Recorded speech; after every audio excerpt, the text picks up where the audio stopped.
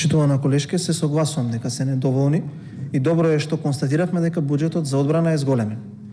Не се доволни ни 100% да додадеме, но во овој момент можностите на државниот буџет биле тие. Рекордно висок буџет во Министерството за одбрана. Исто како што може би требало да има 377% за други градежни објекти, но има 177%. Но она што е уште особено индикативно, покрај сите овие средства, како во целост испочитување на колективен договор, исплаќање на сите надоместоци, целосна плата, модернизација на армијата, плаќање на тие набавки какви и да се за хеликоптери и за други помошни воени материјали, набавка на нови, ќе има во овој буџет, за жал, предвидено уште две ставки. Тоа е плаќање на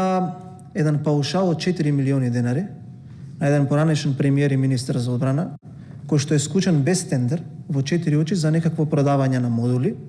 која што фактура сега стигнала од кога вие сте престанале да го министерувате со Министерството,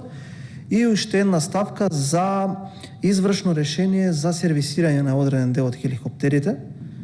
која што е настаната по пропуст на луѓето кои што го менаџирале Министерството за одбрана и за жал, помеѓу другото, наместо тие средства да отидат во зголемување на капацитетите на армијата, ќе треба да ги исплатиме кон